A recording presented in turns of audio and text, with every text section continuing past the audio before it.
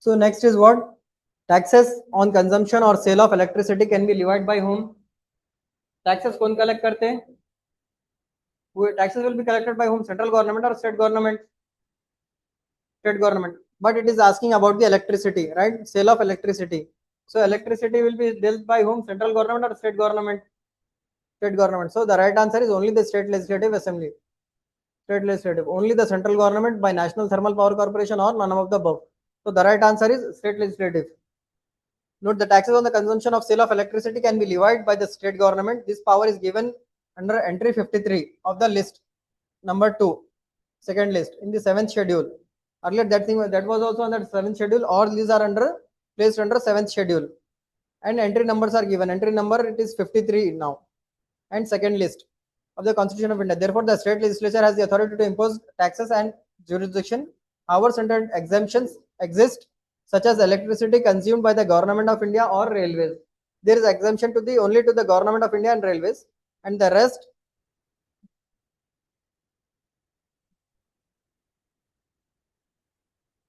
all have to pay the electricity bill. Now the next is a proclamation of emergency is issued by the president order. So articles are 352 clause 1, 350, 355 and 356. So the right answer is what? 352 clause 1. What it says? The proclamation of emergency is issued by the president of India under order called proclamation. When is emergency issued and what kind of emergencies will be there? Financial emergency, national emergency, state emergency. What happens in financial emergency? See, when wars are going on right now, what happens? The state will have heavy expenditure on defense, isn't it? And other losses will be there. Medical, it has to look after the medical care and attention. So even there will be price will be high. You can see now there is you cannot find the gas or petrol. So all these things, crisis will be there. So what all it depends and gives rise to financial crisis, isn't it? There will be highly financial burden on the government too, and the public also will suffer. So in that circumstances, what happens? The president orders the presidential emergency after in consultation with the union government and the council of ministers. On what happens in the financial emergency? The salaries of even the chief justice of the high court and judges of the high court and supreme courts, all the state government employees who are under the government of India or the state government, their salaries will be deducted 50% salaries. That has to be donated to the state, right? Next is the president can declare emergency if he is satisfied its needs, or if it is recommended by the prime minister, or if it is recommended by the cabinet recommends it, or if the council of ministers communicates such a decision in writing to him. What is the correct answer?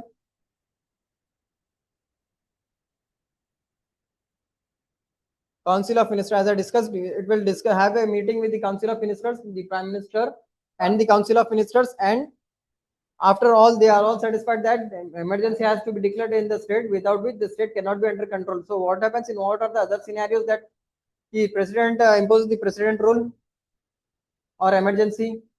Suppose there is clashes between the community, there will be riots, fights between the communities, between two religious fights will be there on any festivals or be it any matter. So what happens there? The central government takes the power from the state government and impose the emergency. In Manipur, recently you have witnessed it, right? So that is there. Next, emergency is an operation.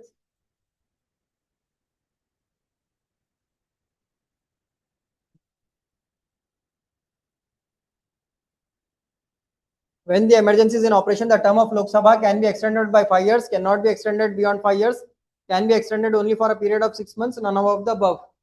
What is the correct answer? When the emergency, the note says, as per the article 83 subclause 2, the emergency is in operation, the term of Lok Sabha can be extended by Parliament by law for 1 year or at the time under article 83 subclause 2 of the Constitution of India. However, such extension cannot continue beyond 6 months. Here also it is given 6 months. After the emergency has ceased to operate, the normal term of Lok Sabha is 5 years. This provision ensures continuity of the government during the national emergencies. What happens whenever the national emergency is imposed? What happens? The term of the governor or the president or the chief minister's legislative assembly, what will happen if they are about to end their tenure? So what will happen automatically? That will be extended for the even after the lockdown or the that what is this emergency have been ceased to operate, they can continue for their office for a period of 6 months. Why? They will be having all the pending bills, all the works and all the everything will be pending before the government. So if the ruling government does not do, who will be do? That will be a burden on the next government and it will be difficult for the next government. There will be tenders will be given, everything works. See, now you can see the construction of bridges and etc. dams. So that will be the funding. So that will be in coordination with the ruling government. So for that, to settle the bills and everything, they need to clear what is, they have to make an audit and clear that thing, and they need to hand over the charge to the next coming government.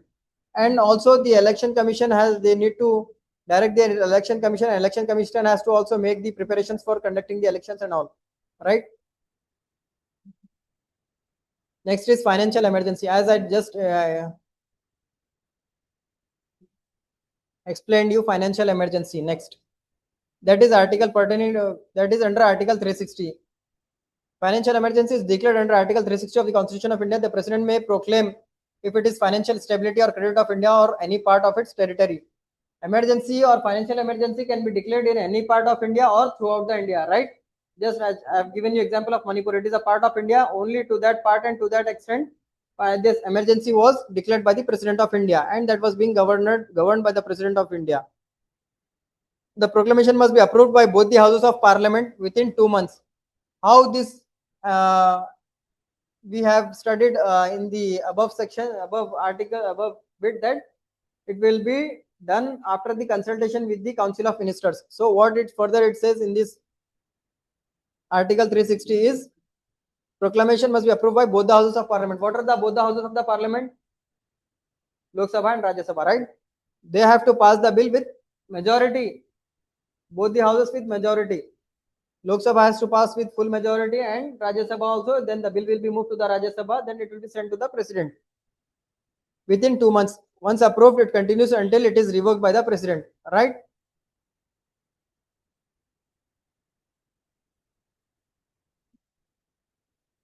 Financial emergency is finished. Next, citizenship. Indian citizen enjoys single citizenship rights, dual citizenship rights, only state citizenship where he is domiciled, or central citizenship. What is the correct answer? Single citizenship. Why? As we are citizens of India, we have only single citizenship. India's Union of States, as we studied, not like federal US and other parts of the world. They have dual citizenship. They will be having passport of the state and as well the central government, right? Or other countries also. If you are a member of, if you are a citizen of India, you cannot take the citizenship of other country. If you are taking the citizenship of other country, you have to seize the citizenship of India, right? Further, you or your further generations or your children or your parents, they cannot enjoy that rights. if at all they have to enjoy that right, they have to give up their citizenship and acquire back the Indian citizenship. What is a corporation? Corporations, companies, thermal, coal, and many other. A citizen of India, not a citizen of India. Citizen of India, it is registered in India. None of the above. So it is not a citizen of India. Corporation is like a company. A corporation or company is not a citizen of India under the constitution. Citizens apply only to natural persons. See here, corporation. What is the corporation or company? Why is he saying it is only to natural persons? Means company is a form of union of persons. All the people will be engaged in the company. They will be employed. Directors will be there maintaining the company. Shareholders will be there, right? So company, if at all the case has to be booked on the company, who will be booked? Company, name of the company, so and so company, and second person will be the director or the representative of the company. So first case will be booked on whom? Company. So action cannot be taken on the company. If some wrong has been committed, some company has done fraud, so the court cannot send the company to the jail, right? Who will be sent to the jail? Person. So natural persons, it means that natural person. So company is a fictitious person, right? So citizenship, so also the citizenship will be given to the natural persons, not to the company. On behalf of the company, see, you see the visas will be issued.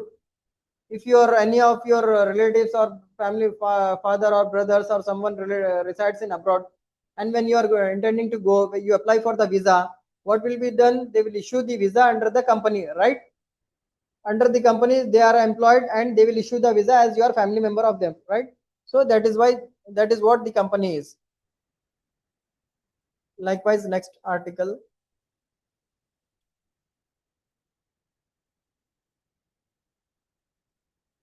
Finish over it. Okay.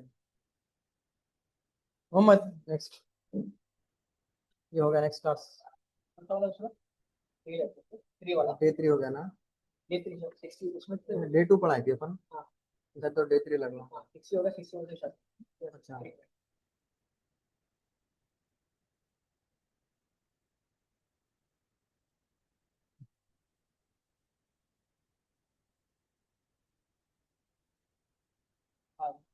So the election commission, just we have discussed a part of it during our studying the other bits.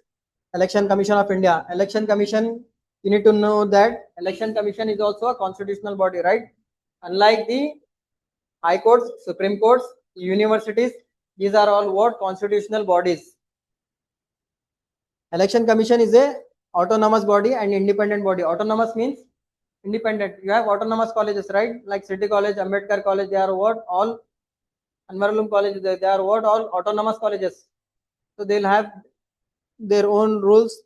They'll conduct exams. They'll have their own corrections.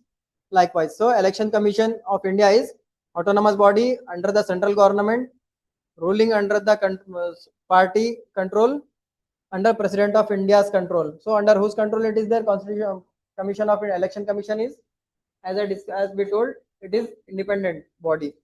So the Election Commission of India is autonomous constitutional body established under Article 324 of Constitution of India. It is responsible for the superintendence, direction, control of all affections of India. The commission conducts the elections to the parliament, state legislatures, and the offices of the president and vice president. Its autonomy ensures the conduct of the free and fair elections in the country. Election commissions किसके लिए elections conduct करते हैं? Central government, state government, that is parliament, state government, and office of the president. Yesterday we have studied governors point, when till what time they can enjoy the powers of the or hold their power until the president is in his seat. So that means once the period of president is finished, 5 years, the president will also get down and their fresh elections will be conducted. So who will conduct that elections? Election Commission will conduct that elections. Even for the vice president of India, both the president and vice president elections will be conducted. Its autonomy ensures the conduct of the free and fair elections in the country. So free and fair elections means what? What are the duties of the Election Commission?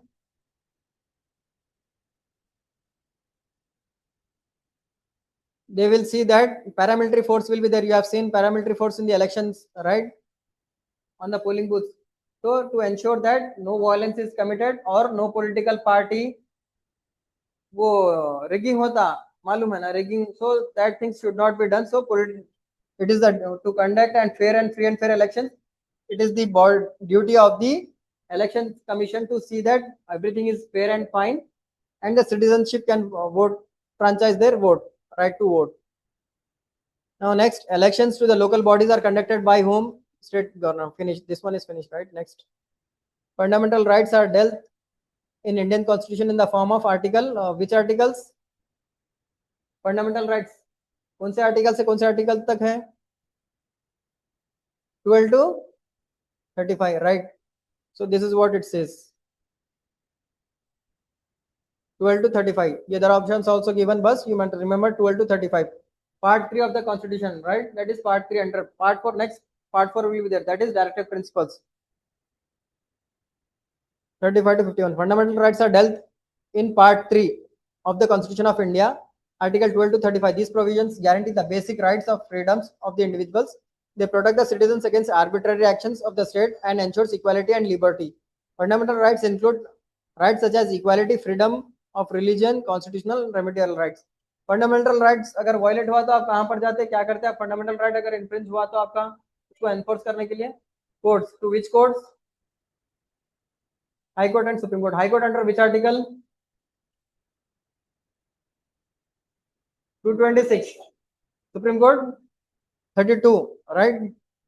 इसमें क्या क्या आता है आपको? Equality है, freedom अगर आपको religion के ऊपर हो रहा है, कभी फ्रीडम के ऊपर हो रहा, कॉन्स्टिट्यूशनल रेमेडीज है, या इक्वालिटी के ऊपर हो रहा, कभी जेंडर जस्टिस होता.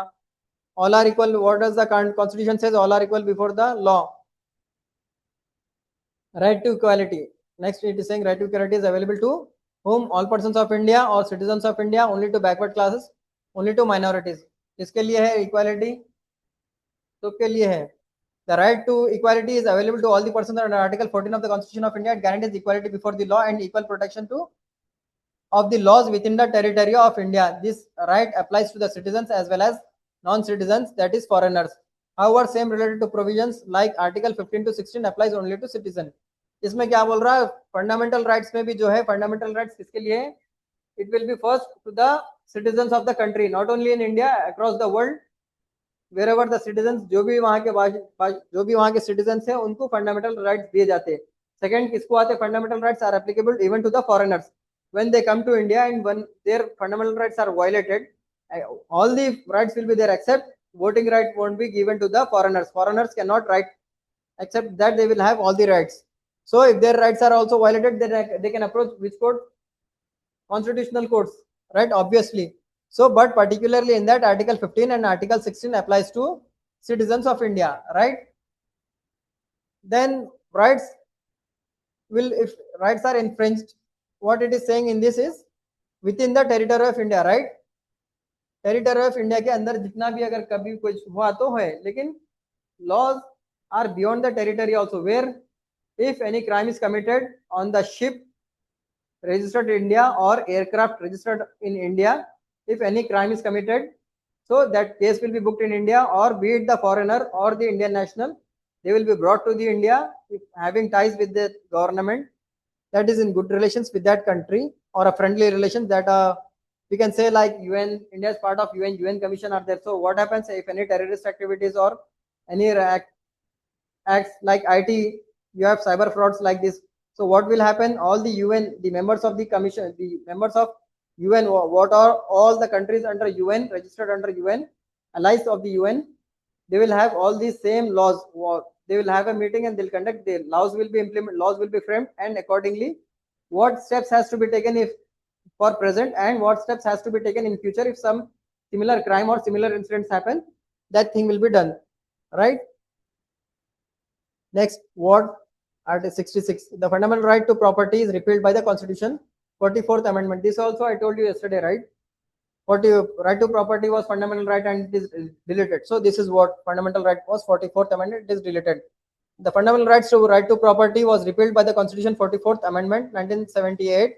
This amendment removed Article 19, Clause 1, Clause F and 31 from Part 3 of the Constitution. After its since, fundamental rights कौन से आर्टिकल से कौन से आर्टिकल में है? Part 3 of the Constitution के 12 to 35, राइट, अभी पढ़े अपन, वो याद रखना आप अच्छी तरह, और वो जितने भी आर्टिकल्स हैं आप after the class you should go through all that articles, not just I am giving the class here and you are not opening books. So article पहले क्या था, फंडामेंटल राइट क्यों निकाले, right to property. What is fundamental right? First, you need to understand right to property, right to life is the right to education, cultural and educational rights. बोले थे ना अभी वहां पर freedom of religion. So all these rights are given. So right to life is one of the most important rights. इसीलिए habeas corpus भी कल पढ़े थे शायद ना अपन.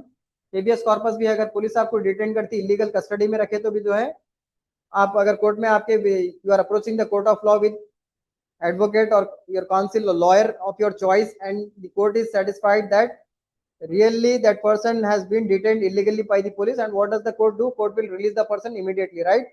So that is the right to life, that is the importance of life. Within 24 hours they have to produce, no illegal custody by the police. So यहाँ पर क्या हुआ, राइट टू फंडामेंटल राइट जो है इसलिए निकाला गया, प्रॉपर्टी से जो है कोई किसी को ताल्लुक नहीं है, ये गवर्नमेंट की जिम्मेदारी क्या है, जो भी country specially in India, the government take care of the life. What happens if any crime is committed, murder, attempt to murder, the government will take case on behalf of you, that is public prosecutor will be appointed on behalf of you. You need not engage advocate from your side, right? So who will fight on behalf of you? Government will engage a lawyer, he will pay fees by the government or state government, and the defense counsel on who is accused, that this allegation that that person has committed the crime, he has to hire his advocate on private basis, he has to separately pay his fees or whatsoever is that.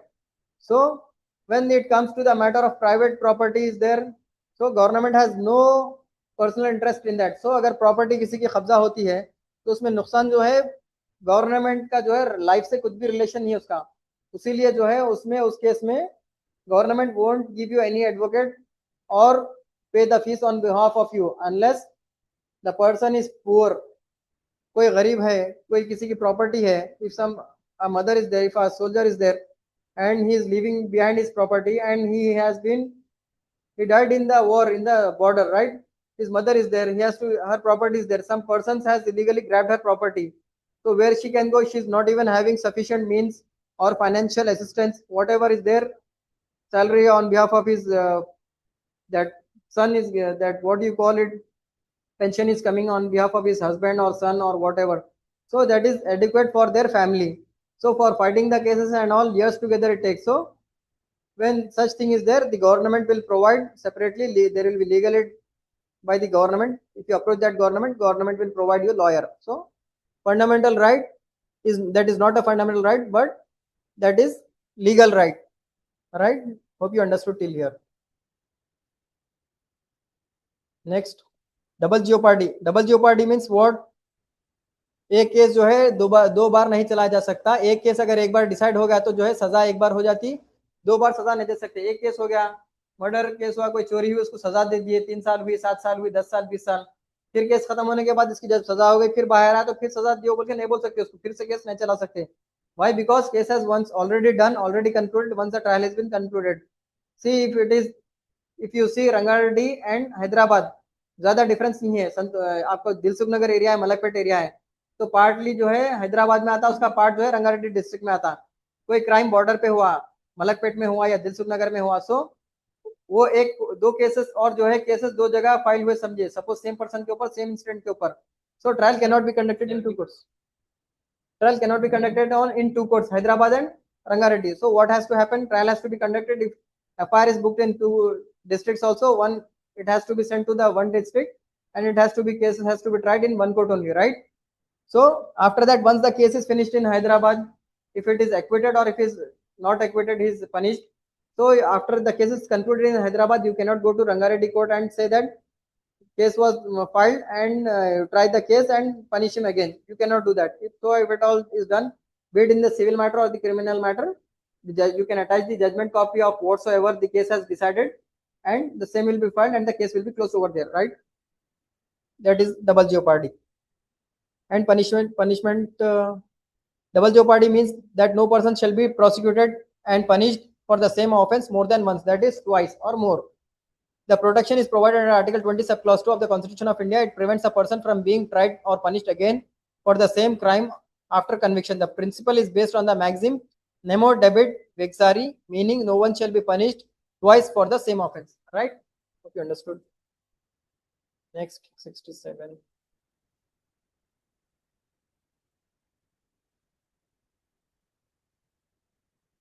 Next, the Constitution of India guarantees fundamental right to life and personal liberty through article, which article? Article 21, right?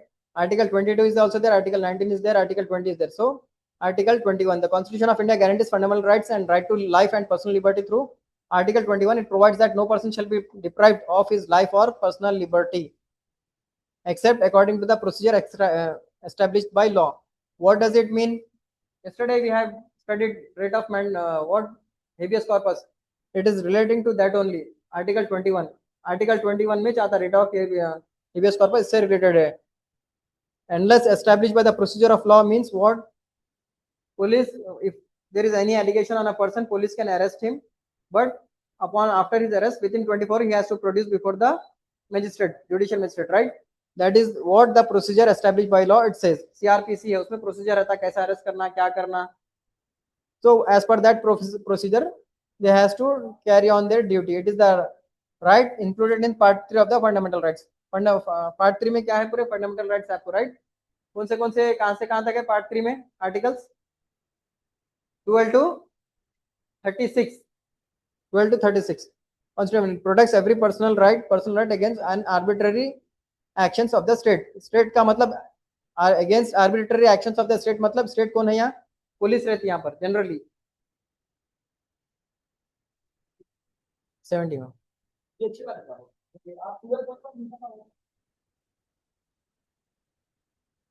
70 the right against exploitation. क्या हुआ? 69 पढ़ाना है. Okay. Preventive detention means roundup of antisocial elements, detention of person after trial or conviction in a criminal court, or detention of a person without trial and conviction by a court on mere suspicion by the executive authority. PD Act बोल के सुने होंगे ना आप. PD Act, Preventive Detention Act. Rowdy sheeters जो criminals habitual offenders रहते हैं, repeated offenders रहते हैं, उनके ऊपर PD Act बुक करते हैं so that they should not commit further any other offense. And इसमें सजा जो है बढ़ के रहती है उसमें. PD Act means the detention of person without trial in order to prevent him from committing a crime in future. It is not a punishment but a precautionary measure to take on suspicion that a person may act against security of the state or public order.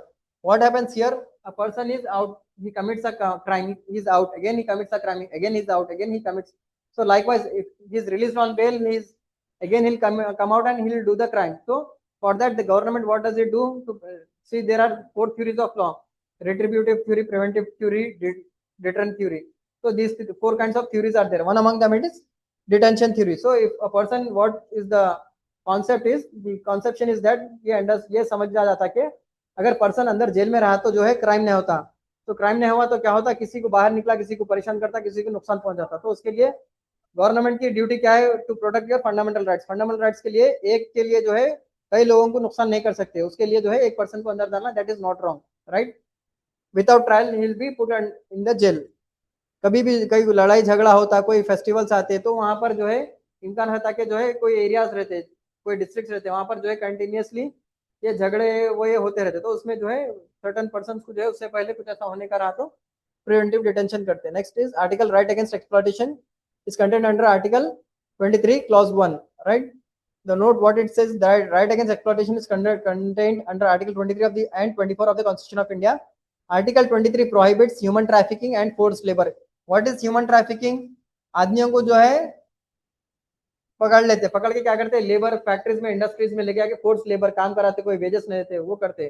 कई सारे होते हैं इसमें भी. And article traffic and force labour, beggars, signals पे जो beggars देखते हैं वो भी किडनैप करते, बच्चों को बेगर्स बनाते, वो है ये.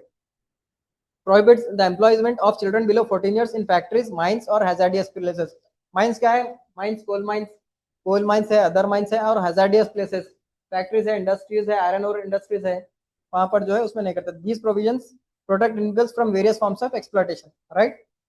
Children below 40 years, especially for children and forced labor, be it minor or major, right? Now we'll continue after this from tomorrow article. Right? Thank you.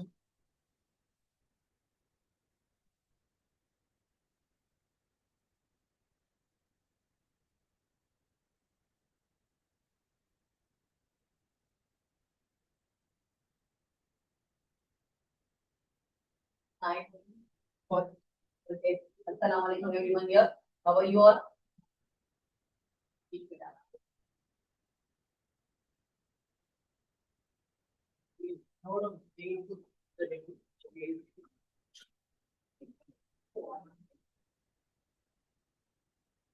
Sir मैं भूल जा रही हूँ. Let me first set up this.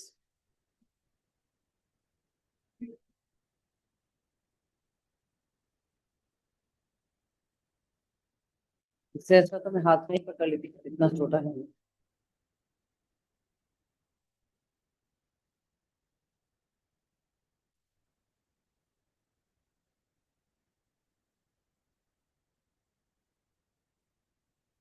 इनकी length का कुछ हो सकता है. देखिए आप, अगर इनकी लेंथ का कुछ हो सकता है तो बहुत अच्छी बात है. चलिए ठीक है. ये डिसमेंटल होते गिर जा रहे हैं ना, that's why I am telling you. Exactly yes.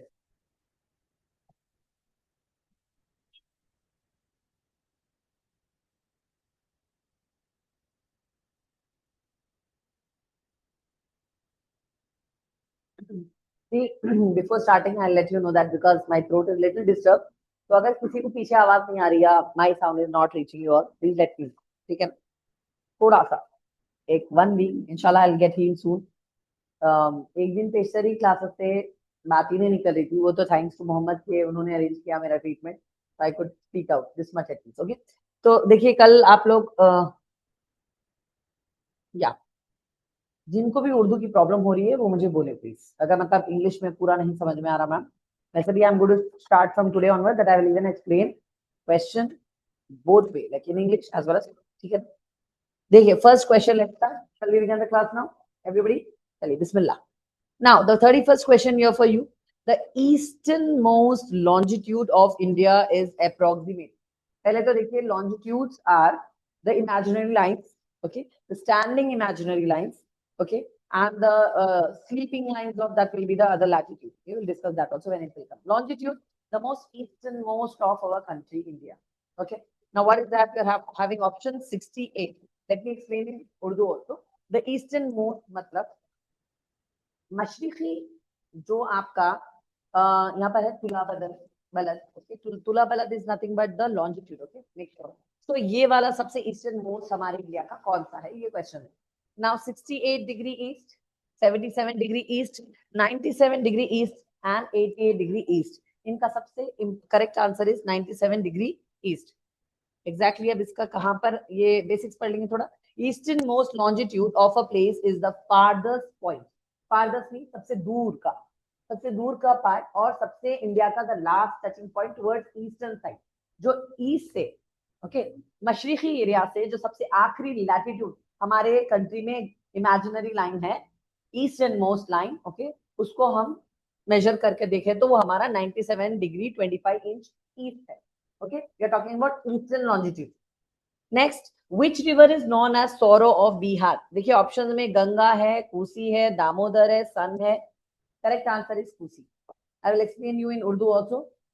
किस दरिया को गमे बिहार कहा गया है. अब गमे बिहार इंग्लिश में सौरव मतलब. अब बोले मैम ये गम का वर्ड इस्तेमाल क्यों हुआ है यहाँ पर. क्योंकि देखो ये होता क्या है, ये जो रिवर है तकरीबन इन्हें अपनी जो मूवमेंट है ओके बदलती रहती. एक स्टेबल स्टैंडर्ड करंट उसका चलता नहीं है. ठीक है. कभी उसकी फ्लक्चुएशन होता है, कभी ये मूवमेंट में इस दिशा में बहती, कभी दूसरी दिशा में बहती. तो होता क्या कि हवाओं के दोष पर ये मूवमेंट जो बदल लेती है उसकी वजह से जिन लोगों का घर है वो जगह पर जहां पर वो फ्लो हो रही तो उसको फ्लड कॉज करके वहां के लोगों के लिए नुकसानदायक हो जाता, जिसकी वजह से उसको ये टाइटल मिल गया है कि वो सौरो ऑफ बिहार है. ओके. एक्चुअली सौरो लफ्ज अगर इंग्लिश में आपको मालूम होगा तो गम को कहते हैं. गम यानी एक तकलीफ, एक मुश्किल, एक मुसीबत. तो बिहार की एक मुसीबत है इस रिवर की वजह से, इसीलिए उसको कहा जाता है सौरो ऑफ बिहार. ओके. याद रहेगा ना. Which river. कोसी. यहाँ पर थोड़ा पढ़ लीजिए उसके बारे में क्यों ये कहा जा रहा है. River known as sorrow of Bihar is Kosi river. It is called so. ये इसलिए बोला जाता है फ्रीक्वेंटली वो अपना कोर्स चेंज कर देती है. कोर्स मतलब दिशा बदल देना ड्यू टू मेनी रीजंस. अब उसकी वजह से क्या होता है, डिवास्टेटिंग फ्लड यानी बहुत खतरनाक तरह के फ्लड आते हैं जिसमें कई लोगों के घर उजड़ जाते हैं. दैट्स द रीजन और बहुत सारा डैमेज होता है, लाइफ को कई इंसानों की जाने भी जाती है, that's why we call it as sorrow of Bihar. तो इस तरीके से आपको याद रखना है, Kosi river is the most devastating और फ्लडी रिवर बोल के आप समझ जाना, बिहार का है। Next is which plateau is rich. देखिए कौन सा सतह मुर्तजा मदानी जखीरा इज व्हाट, जो सारा मिनरल रिसोर्सेस है उसके लिए मशहूर है। Let's read it in English, which plateau is rich in mineral resources. Mineral resources जैसे कि जिन तरह के चीजें हमें मतलब ज्यादा मालामाल कर देती है, जिनके ट्रेडिंग करने से हमारे कंट्री को बहुत करेंसी इनकम मिलती है, वो टाइप के मिनरल रिसोर्सेस जिस प्लेटो में पाए जाते हैं वो कौन सा प्लेटो है? मालवा प्लेटो, डेक्कन प्लेटो, छोटा नागपुर प्लेटो, मेघालय प्लेटो। करेक्ट आंसर इज छोटा नागपुर प्लेटो। प्लीज मेक ए नोट, छोटा नागपुर प्लेटो मशहूर है मिनरल रिसोर्सेस के वास्ते। ओके, यहाँ पर बहुत सारे रिच मिनरल रिसोर्सेस पाए जाते हैं। रिसोर्सेस देखिए आप बेसिकली आप सुने होंगे माइनिंग के थ्रू जो हम लोग डिगिंग करते हैं क्वेरी के एरिया में। हाँ, ये स्पेशली एक्टिविटी इस एरिया में इसलिए की जाती है कि यहाँ पर बहुत ज्यादा कीमती मिनरल्स मिलते हैं। तो ये एरिया टोटली ज्यादातर एक क्वेरी एरिया रहता है। क्वेरी मतलब देखिए एक ऐसी जगह जहाँ पर ये चीज की जाती है क्वेरी। तो ये इलाका छोटा नागपुर प्लेटो है जहाँ पर ये सारे मिनरल हमें एक्सट्रैक्शन के थ्रू मिलते हैं। ठीक है ना। अब यहाँ पर क्या क्या है देखिए आपको पढ़ाया जा रहा कि it is known as abundant deposit of coal, कोयला है, आयरन और लोहा है, ओके, मैंगनीज है, मीका है, बॉक्साइट है, और ऐसे बहुत सारे इंपॉर्टेंट इंडस्ट्रियल उधर रीजन है। वहां पर इंडस्ट्रीज भी लॉन्च क्यों किए गए? क्योंकि वहां पर ही वो मिलते हैं और वही प्रोडक्ट को वो लोग फिनिश गुड में भी तब्दील कर सकते हैं वहां का वहां। तो इसलिए वो बहुत ज्यादा इंडस्ट्रियल एरिया भी माना जाता है। आपको सारी बात समझ में बेटा? इसलिए उसको ज्यादा से ज्यादा इंडस्ट्रियल एरिया भी घोषित किया गया है। ठीक है ना, बिकॉज ये इनकम का सोर्स है, प्लस इतने सारे जब मिनरल्स मिल रहे हैं तो ऑब्वियसली उनकी इंडिया की तो करेंसी मस्त है बोलिए आप। चलिए अब जरा यहाँ पर एक छोटा सा मैं करेक्शन करना चाहूंगी। This is my pen, I think so I take a small, I just take a black colour. ये देखिए ये गुजरात नहीं है, यहाँ पर आप आंध्रा, आंध्रा है ये, I am not having the pen. ये एक छोटा सा मिस्टेक किया है प्रिंट में किसी ने। Andhra to Delhi, Rajasthan to Haryana. पहले मैं पढ़ दूं कि अरावली रेंज क्या है। अरावली रेंज माउंटेन्स का एक बेल्ट है जो आपको नॉर्थ में पाया जाता है। ठीक है ना, बट ये किस एरिया में है? Northern side of the country India. Okay, northern मतलब ऊपरी हिस्सा, ठीक है, निचला हिस्सा नहीं, निचला में जुनूबी इलाका होता है, ऊपर का हिस्सा तो नॉर्थ में जाता है। तो बिल्कुल भी ट्रॉपिक ऑफ कैंसर के ऊपर है, समझो आप, मिडिल इंडिया के ऊपर है, that is called northern side of our country India. So उस इलाके से एक्चुअली शुरू होता है, तो ऑब्वियसली ये आंध्रा तो नहीं होगा। ठीक है, wrong option. Andhra to Delhi नहीं है, राजस्थान टू हरियाणा भी नहीं है, coming to Gujarat to Delhi is the correct answer, Punjab to Rajasthan not at all. अब ये है क्या? ये देखिए, oh oh oh I need to close it. चलिए नेक्स्ट, इसके बारे में डिटेल थोड़ा पढ़ेंगे अपन। Aravalli range is an ancient mountain system. ये जो पहाड़ी बेल्ट है ये बहुत खदीम है। खदीम बोलते हैं बहुत ज्यादा पुराना। ऐसा नहीं कि हिमालय पुराना नहीं, हिमालय है बट उसको मॉडर्न हिमालय बोला जाता है, नहीं कि नए हैं, वो यंगेस्ट माउंटेन्स है, बट अरावली और भी पुराने हैं। ठीक है, तो इसलिए उसको एंशियंट बोला गया है। If anybody is having word with ancient, ancient देखिए पुराने जमाने के टाइम को बोलते हैं एंशियंट पीरियड। तो उस जमाने के ये नॉर्थ वेस्टर्न इंडिया के एरिया में ये लोकेटेड है, जो गुजरात से बेल्ट दिल्ली तक जाएंगे, आपको ये याद रखना है। It start from Gujarat and goes to Delhi. इसका रेंज देखिए आप, एक्सटेंडिंग रफली 700 kilometres across the states of Rajasthan, Haryana, Gujarat and Delhi. ये पूरी एक बेल्ट जारी। Then it is among the world oldest fold mountain range. ये भी फोल्ड माउंटेन है, जैसे मैंने कल आपको बताया कि फोल्ड माउंटेन क्या होते हैं, टेक्टोनिक प्लेट्स का हिट होना और उसके साथ टेक्टोनिक प्लेट्स एक के ऊपर एक के ऊपर चढ़ते जाना और वो उभरना, उसी को फोल्ड माउंटेन कहा जाता है। ये भी एक फोल्ड माउंटेन का अनदर एग्जाम्पल है जो हमारे इंडिया में अवेलेबल है। बट कंफ्यूज नहीं होना है आपको, वो वाले नए हैं हिमालय, अरावली उससे भी ज्यादा पुराना। ठीक है ना, प्लीज मेक श्योर।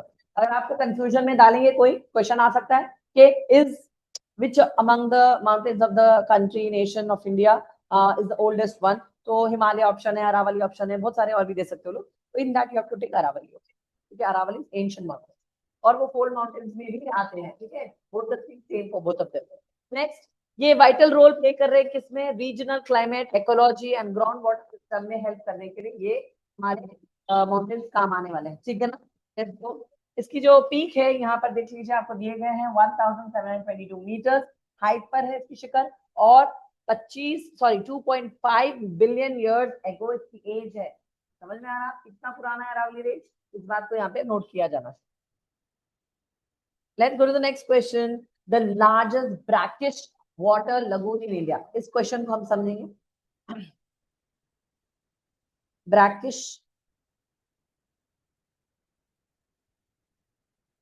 चलिए, भारत की सबसे बड़ी खारे पानी की झील को ब्रैकिश वाटर लगून कहा जाता है। खारा पानी, सबसे ज्यादा खारा पानी का जो लगून है वो इंडिया में कहां पर है? खाड़ी बोला जाता है। Okay, in English we call it lagoon and in Hindi we call it, Urdu से खाड़ी। इस खाड़ी में क्या खासियत है कि सबसे ज्यादा खारा पानी इसमें मौजूद है। ठीक है, the salty water you can say. तो ये कहां पर है इंडिया में, किस लेक में? Let's understand. Pulicat lake, Chilika lake, Vembanad lake and डाल लेक। नाउ ये लेक का तो मैं आपको नहीं चार्ट पढ़ाने वाली हूँ इंशाल्लाह, मैं एक पीडीएफ ही क्रिएट कर चुकी हूँ ऑलरेडी, बट उसके लिए मेरे को एक स्पेशल डे लेके पूरे पीडीएफ अलग से पढ़ाने पड़ेगी। That is because we can't go merge it with the MCQs. So इंशाल्लाह आई विल मेक श्योर कि वो पीडीएफ में आपको पढ़ाऊंगी। Now in this four option the correct option is B1, that is Chilika lake. Okay, Chilika lake is the most brackish water lagoon on the eastern coast. ये फिर eastern side पे कहां पर मैं बताऊं आपको, ये जो आंध्रा का जो मैंने कल आपको पढ़ाया था कि कोस्टल एरिया जो है वो साइड पे, जहां पर मैं ओंगुल और इंदौर का जो लोकेशन बता रही थी कल, उस एरिया में ये चिलिका लेक पाया जाता है। ठीक है, अब ये सबसे ज्यादा खारा पानी, सबसे ज्यादा खारा पानी इंडिया का। चलिए, और ओडिशा के पास टच हो रहा, नॉट आंध्रा, सॉरी, आंध्रा के ऊपर जब हम जाएंगे कोस्टल साइड पर ओडिशा टच हो रहा। It is the largest coastal lagoon in India and one of the largest in the world as well. ये सबसे, ये दो क्वेश्चन क्रिएट हो सकते हैं, इंडिया में भी पूछा जा सकता, ओवरऑल वर्ल्ड में भी पूछा जाएगा। तो सबसे खारा पानी आपने ओवरऑल वर्ल्ड का चिलिका लेक में ही पाया जाएगा। Any question they can create for you. Okay, make sure you understand this. और यहाँ की स्पेशलिटी क्या है कि ये सबसे, एक तो लार्जेस्ट इन द वर्ल्ड है, प्लस बायोडाइवर्सिटी यहाँ पर अच्छी है, माइग्रेटिंग बर्ड यहाँ पर ज्यादा एक्सेस करते हैं, और लोकल फिशिंग कम्युनिटीज भी यहाँ पर वर्क करते हैं अपने फिशिंग के लिए। लोकेशन ओडिशा इंडिया है एंड सबसे इसका टाइप क्या है? खारा पानी। ब्रैकिश वाटर मीन्स खारा पानी। ये तो सबको नॉर्मल है। Capital of Sikkim is none other than Gangtok. Impal, Aizawl and Kohima is the option, but that is correct. That is wrong, and Gangtok is the correct answer. Gangtok is the capital of the largest city of the Indian state of Sikkim. Okay, situated in the eastern Himalayas at about 1,650 meters above sea level. It is the political, cultural, tourism hub of Sikkim, known for its scenic mountain views. And देखिए, वो जो पूरा इलाका है ऊपर का, वो तकरीबन टूरिज्म के लिए काम आता है। चाहे अपन सिक्किम की बात करो या अरुणाचल की बात करो या फिर अपने शिलोंग एंड अदर एरियाज, फिर अपने ये साइड पे लद्दाख का एरिया बोलो, कश्मीर ब्यूटीफुल फेमस है खूबसूरती के लिए, तो वहां पर टूरिज्म का मैंडेटरी होना, ओके, कंपलसरी के वहां पर टूरिज्म तो होता ही होगा एंड एट लार्ज स्केल होता है। क्योंकि जो सीन्स है और लोकेशन है बहुत खूबसूरत है, हसीन है, और वैसा लोकेशन आपको लोअर देन दैट जब नीचे आएंगे अपन वहां नहीं मिलने वाला है, डिफरेंट है लोकेशन। तो वो वाला सबसे हसीन एरिया है हमारे नॉर्थ का। हर स्टेट को जो अटैचमेंट है पूरा वो बेल्ट में ही खूबसूरती के, हर स्टेट ऊपर के जो है it will be very beautiful and tourism के लिए बहुत मुताबिक है उसका होना। ठीक है ना। Next is the river Trupti. अब ये पूछ रहे हैं, देखिए, रिवर तप्ती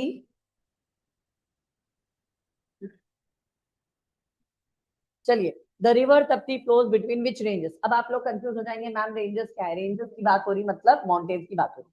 ठीक है, किन पहाड़ों के सिलसिले से ये नदी बहते आ रही है, ये सवाल है इसका। ठीक है ना, तप्ती जो नदी है वो किन पहाड़ों के दरमियान से आ रही है। आ रही बात समझ में? आपको सवाल समझ में आया? देखिए, ये सवाल का जवाब मैं बोलूंगा आपको अभी। अब यहाँ पर ऑप्शन ये दिए गए हैं, अरावली और विंध्या, सतपुरा और विंध्या, वेस्टर्न घाट, ईस्टर्न घाट। देखिए, ये नदी का वेस्टर्न घाट और ईस्टर्न घाट से तो कुछ लेना देना नहीं है, बिकॉज वो पूरा पेनिनसुलर एरिया है। Coming to Himalaya and Shivalik भी नहीं। Satpura and Vindhya is the correct answer. ठीक है ना, you can make a note over there. अब इसकी खासियत थोड़ा पढ़ लेते हैं।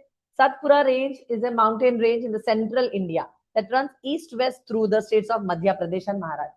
ये ऐसी जगह पर लोकेटेड है जो दरमियानी इलाका है हमारे कंट्री का। दरमियानी मतलब सेंट्रल एरिया। इनमें किन किन स्टेट्स का जिक्र हुआ है? मध्य प्रदेश भी है, थोड़े बहुत इलाके महाराष्ट्र के भी है। इस एरिया में ये तप्ती रिवर बहती है, पर इनमें देखिए अरावली का जो टच है वो थोड़ा बहुत इधर भी होगा, इधर भी कुछ कुछ हिली एरियाज है, तो उन पहाड़ी सिलसिलों से ये नदी बहते हुए आती है। ठीक है, और सेंट्रल लेवल पर इसकी मौजूदगी है, इसका लोकेशन है। तो यहाँ का once again will the Satpura range, the mountain range, central India that runs east west. East west मतलब ऐसी जगह दरमियानी, ना ज्यादा भी पूरा ईस्ट है ना ज्यादा ही पूरा वेस्ट है, दरमियानी इसके लोकेशन है। Through the states of Madhya Pradesh and Maharashtra it forms a parts of it forms part of Deccan plateaus northern boundary.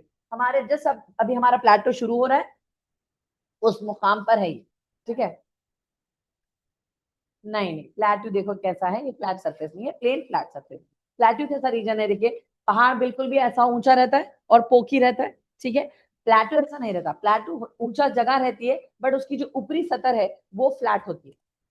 Okay, बिल्कुल आप ऐसा समझिए कि चबूतरा कैसा रहेगा वैसा, बट बहुत ज्यादा छोटा भी नहीं होता बहुत ज्यादा बड़ा भी नहीं होता, ये मोतदिल साइज का रहता है। बट इनको हम कैसा कहना चाहिए, ना ज्यादा ऊंचाई को पर्वत भी बोला नहीं जा सकता इसको, ना ही इसको लो लैंड बोला जा सकता, ना प्लेन लैंड बोला जा सकता। तो ये दरमियानी चीज, ये ऊंचे ऊंचे उठे हुए ये यूजुअली क्या है मालूम बेटा कि उस जमाने में जमीन के अंदर के जो वोल्केनिक इरप्शन उस जमाने में, पता नहीं एंशिएंट वेरी एंशिएंट जब ये एग्जिस्टेंस में आ रहा था अर्थ, उस जमाने में जब ये फट रहे थे होंगे या कुछ तरह का कुछ इनके ऊपर जमीन में असर था होगा जिसका रिएक्शन ये प्लेटूज फॉर्म हो गए हैं, ठीक है ना। Due to these reactions from the beneath the ground what happened earlier, जब ये अर्थ एग्जिस्टेंस में आ रहा था, जब तो ह्यूमैनिटी भी नहीं थी, आई मीन दैट वे, बहुत ही पुरानी बात कर रही हूँ मैं, तो उस जमाने में जब ये चीजें हुई थी तब ये प्लेटूज फॉर्म हुए थे। तो रीजन ये रहता कि कुछ ना कुछ जमीन से मुतालिक है जिसकी वजह से ये प्लेटूज बने थे। ओके, आज वो ना ही उसको लोलैंड बोला जा सकता, ना प्लेन लैंड बोला जा सकता, ना ही पर्वत बोला जा सकता, दरमियानी है और उसकी जो ऊपरी सतह है वो फ्लैट होगी, ठीक है। समझ आ रहा, इंशाल्लाह हुआ तो मैं इवन पिक्स के साथ आप लोग से शेयर करके डिस्कस करें। चलिए, अब यहाँ तक आप समझ गए, ये डेक्कन प्लेटू की टचिंग पे हमारे सतपुरा एंड विंध्या का ये टच है।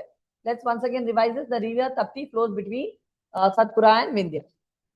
हाँ, बायोडाइवर्सिटी बहुत है, ऑब्वियसली नदी की बात हो रही है तो नदी के पास वेजिटेशन होगा, लाइफ होगी। Without water there is no life on earth. तो जहाँ पानी की जिक्र है तो पानी के साथ जिंदगी होगी, जिंदगी है तो बहुत सारे जानवर पलते हैं वहां पर। तो ये तो नेचुरली आप समझ जा सकते, we need not discuss much. Notes में देखिए, जब तक भी आप लोग नोट्स वगैरह ओपन करेंगे प्रिपरेशन के तो आप लोगों ने पूरा लिखे हुआ रहेगा। आप लोग बस एक बार एक नजर डालें तो अच्छी ये चीज जब पढ़ाते बच्चों को ध्यान में रहेगा।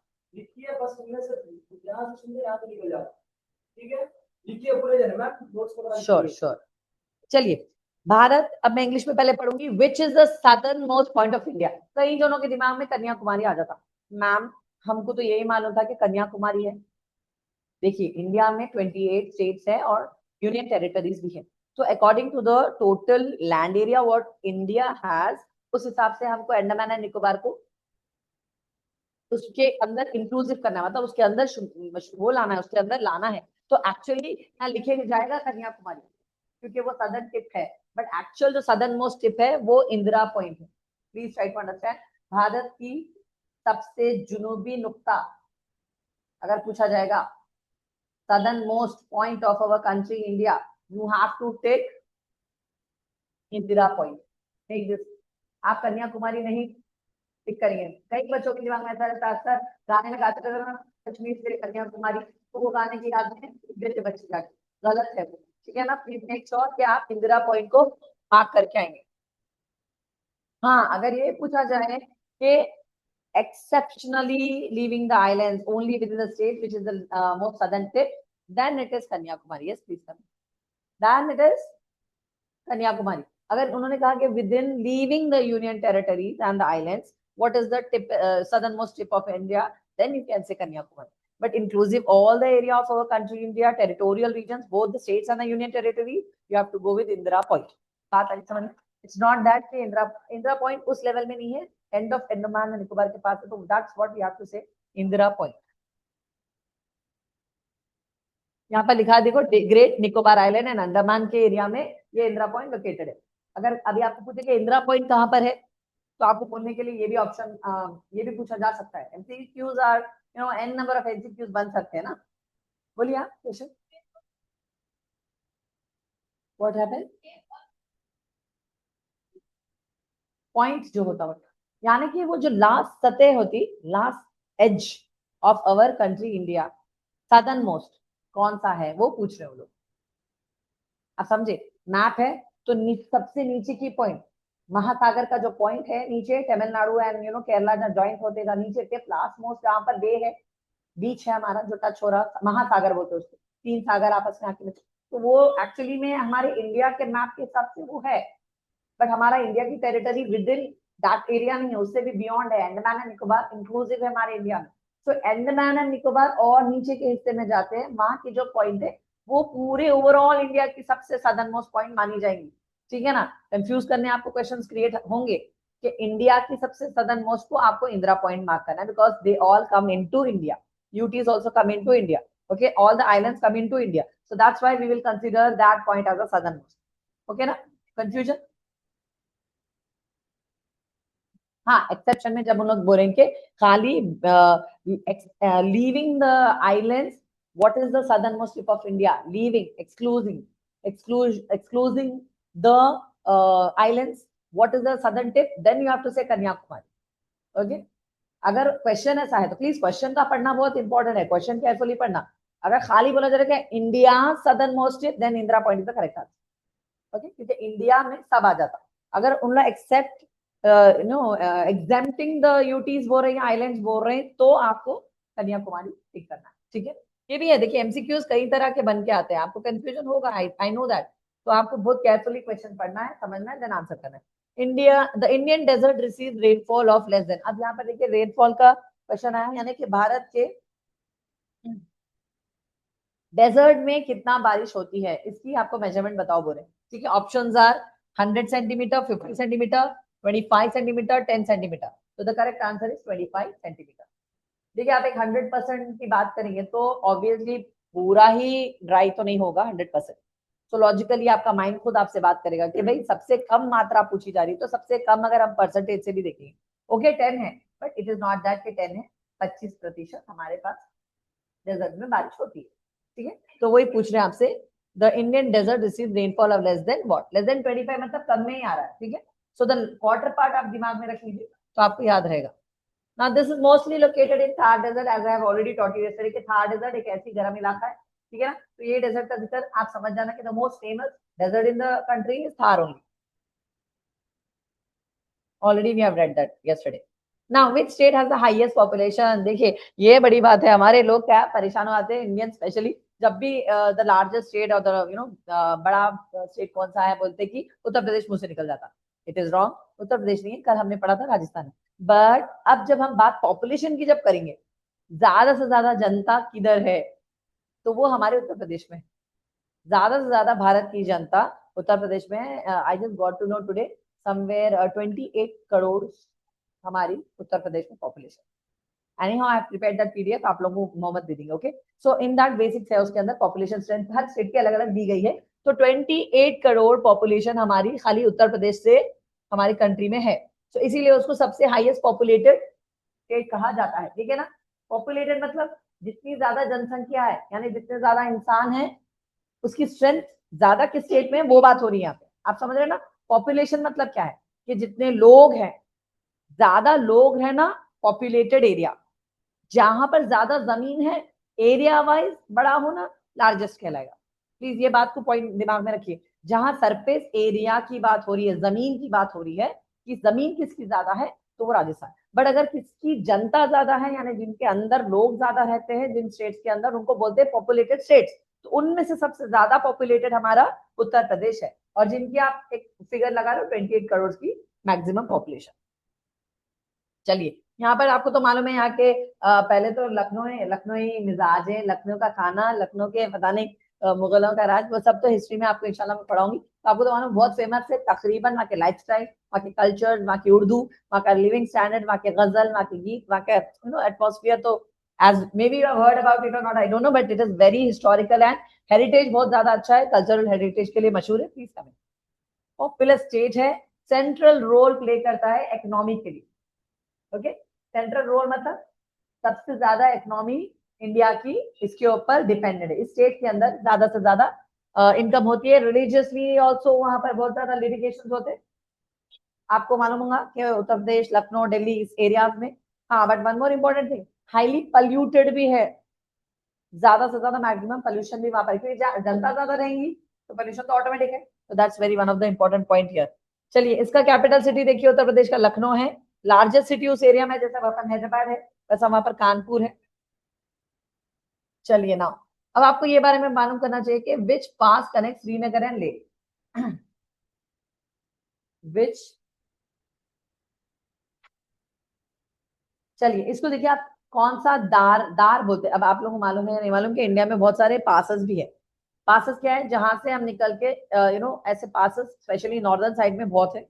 तो इन पासेस को पढ़ा जाता है हमारे ज्योग्राफी में। Let's read what those are. Which pass connect Srinagar to Leh, Nathula, Rohtang pass, Zojila, Shipki La. I know maybe आप लोग सर पे से ये वर्ड्स चले जा रहे हैं, बिकॉज यूजुअली हम ज्योग्राफी पढ़ के कभी थोड़ा बहुत भूल जाते हैं मटेरियल, बट ये सारे पास हमारे इंडिया में मौजूद है। ओके, तो इनमें से कौन सा श्रीनगर टू ले है, इस नाम को आपको याद रखना है दिमाग में, और एंड दैट इज जूजिला। ओके, जूजिला। अब इसके पास की क्या बात है, देखिए इसकी एल्टीट्यूड। मैम एल्टीट्यूड क्या है? मैम एल्टीट्यूड हाइट है। ओके, यहाँ पर किस चीज के लिए मशहूर है? हाई एल्टीट्यूड माउंटेन, यानी सबसे बढ़ा और ऊंचा बोला जाना चाहिए, ऊंचा माउंटेन यहाँ पर मौजूद है, जो हिमालयाज के एरिया में है, located in the Indian union territory of Ladakh. ये भी याद रखिए। ओके, के जुजिला पास हमारा लद्दाख में है। Okay, it forms the crucial link between Srinagar and Leh along with the national highway. उस एरिया से हमारा नेशनल हाईवे भी है, जो may be other than our country, बाहर भी जा सकता है उसका टर्न। ओके, उस तरफ से। Next is known for its challenging terrain and strategic importance. देखिए होता क्या है, वो एरिया पहले ही ऑलरेडी कॉन्ट्रोवर्सीज में है, इजंट इट? तो वहां पर जीना वहां पर चैलेंजिंग है। वहां पर उसके उधर के लोगों के लिए हमेशा कुछ ना कुछ प्रॉब्लम्स राइट्स होते ही रहते हैं। तो that's why it is written that कि वहां पर जीना एक चैलेंजिंग टेरेन है। एंड वहां के वाइटल क्या है कि सिविलियन एंड मिलिट्री एक्सेस है। वहां पर major amount of our Indian military का एस्टेब्लिशमेंट है। वहां पर ज्यादा से ज्यादा आपको फौजियों की लाइफ को देखने को मिलेंगी। ठीक है, क्योंकि वो ऑब्वियसली बॉर्डर टच कर रहा है, तो वहां पर उनका एस्टेब्लिशमेंट होना जरूरी है। एलिवेशन आपको बताया गया, देखिए 3528 metres high and between Sonamarg, Kashmir and Ladakh, दोनों के दरमियान में ये लोकेशन हिमालयस में आता। चलिए, the largest coffee producing state, सबसे ज्यादा कॉफी कहां पर बनती है, ये सवाल हो रहा है देश के अंदर। आपके भारत में कहां पर, किस स्टेट में कॉफी की प्रोडक्शन कहां पर ये ज्यादा बनती है? Kerala, Tamil Nadu, Karnataka and Andhra Pradesh. Answer is Karnataka. Karnataka state की स्पेशलिटी है कि वो सबसे ज्यादा लार्जेस्ट कॉफी प्रोड्यूसिंग स्टेट है। अब हो सकता है वहां की जो सॉइल है वो ज्यादा सपोर्ट करती है कॉफी कल्टीवेशन के लिए, तो दैट इज वाई वहां पर सबसे ज्यादा कॉफी का कल्टीवेशन होता। But very point important over कि हमारे आंध्र में सबसे ज्यादा क्या होता है, हमारे I mean Telangana and Andhra में क्या होता? कल ही मैंने आपको एक ऑयल के बारे में, सॉइल के बारे में पढ़ाया था, वीगुर, या दैट इज ब्लैक। उसके अंदर की जो क्वालिटी है, उसकी जो कैप्टिविटी है, वो ज्यादातर इंटैक्ट रखती न्यूट्रिएंट्स को। इसकी वजह से कॉटन का प्रोडक्शन हमारा स्टेट बहुत ज्यादा करता है। ठीक है, because of the good soil हम उसके लिए ज्यादा मशहूर है।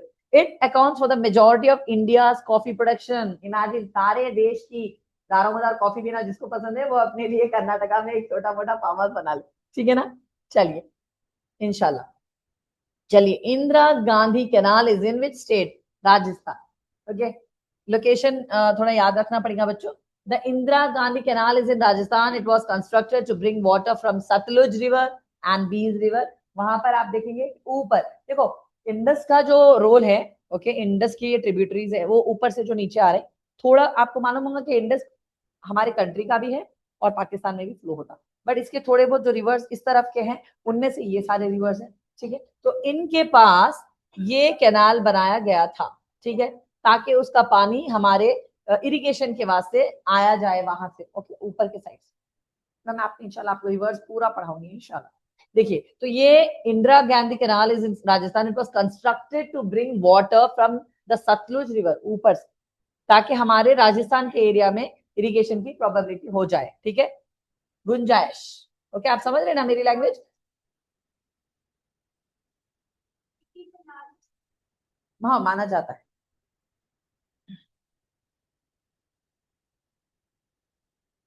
माना जाता है, बनाया गया था, कंस्ट्रक्ट किया गया था, ताकि अपने इरिगेशन के लिए वो फैसिलिटी बन जाए। And from Sutlej and these river से जनरेट किया, मतलब वहां से कंस्ट्रक्ट किया। Which river is called the Dakshin Ganga? Yesterday we have already read this. Everybody knows the answer.